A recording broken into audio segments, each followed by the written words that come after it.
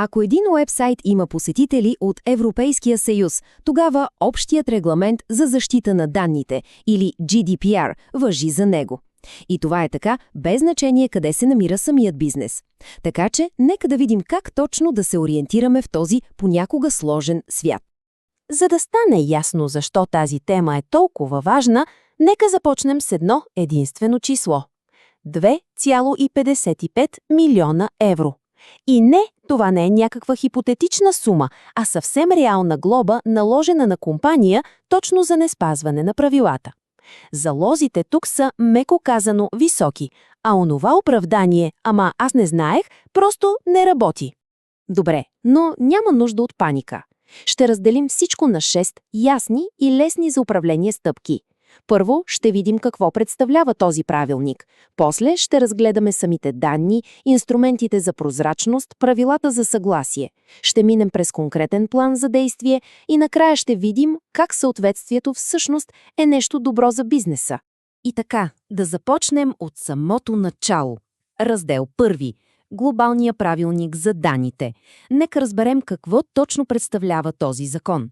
GDPR или Общият регламент относно защитата на данните.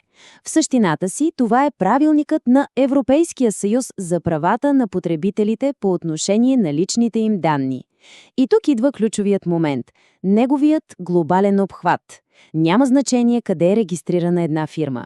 Ако уебсайтът ти събира данни от граждани на ЕС, то GDPR важи с пълна сила. Добре, продължаваме към раздел 2. Тук вече става по-практично. Трябва да идентифицираме информацията, която подлежи на защита. Всичко се върти около разбирането на това какво всъщност са личните данни.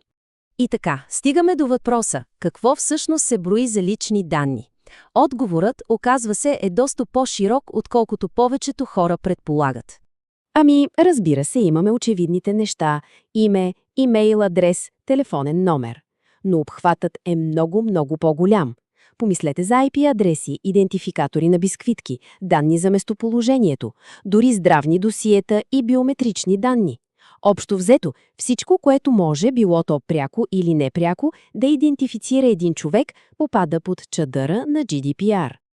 След като вече знаем какви данни трябва да пазим, идва ред на раздел 3 – инструментите за прозрачност.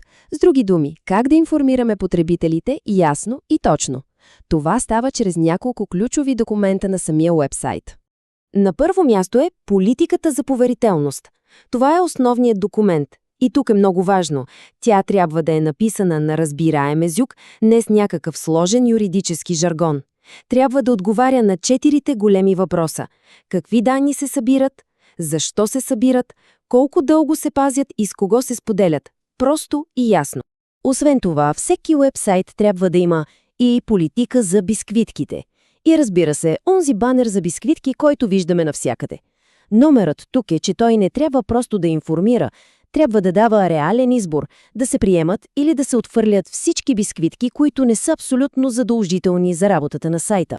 И това ни води до, може би, най-критичната част от целия GDPR.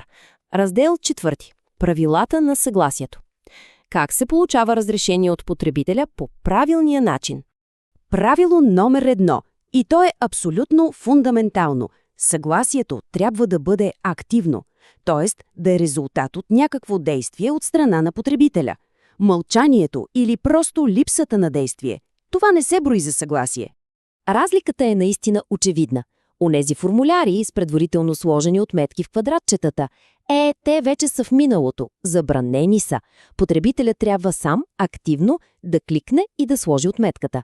Това е огромна промяна, която връща контрола в ръцете на хората и, честно казано, изгражда доверие още от първия момент. Добре, правилно номер 2. Съгласието трябва да бъде конкретно и детайлно, или както се казва, грануларно. Какво означава това? Че не може да се събират няколко различни вида съгласия в едно голямо «да». Всяка цел за обработка на данни си иска отделно съгласие. Ето и един кристално ясен пример. Не може да има едно квадратче, с което потребителят се съгласява да получава и имейли, и СМС-и, и да му се звъни по телефона. Не.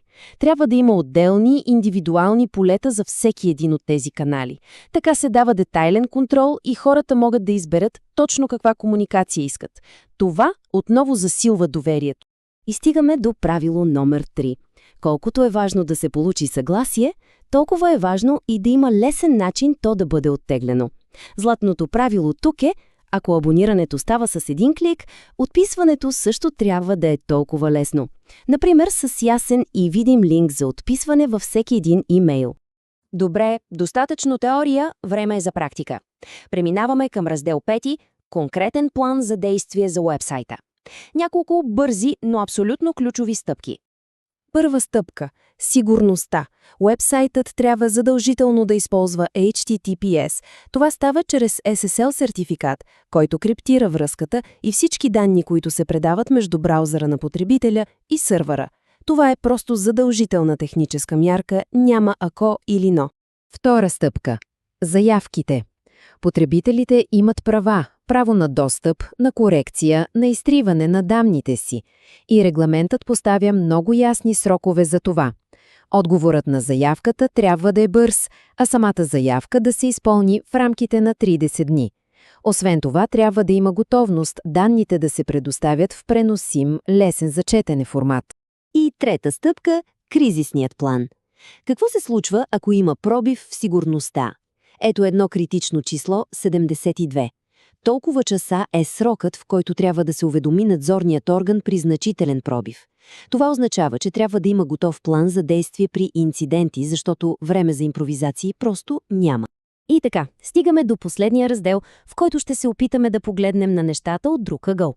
Съответствието с GDPR не е просто някакво досадно правно задължение. Всъщност, то е възможност. Мисля, че този цитат обобщава идеята перфектно. В днешния дигитален свят доверието е, може би, най-ценната валута. Когато един бизнес демонстрира, че уважава личните данни на своите потребители, той не просто спазва закона. Той изгражда много по-силни и лоялни взаимоотношения с тях. И така всичко се свежда до един ключов въпрос, който всеки собственик на уебсайт трябва да си зададе. Дали защитата на данните се възприема просто като досадно задължение, което трябва да се отметне, или като основен стълб в изграждането на доверие? Отговорът на този въпрос определя не само спазването на GDPR, но и самото бъдеще на връзката с потребителите.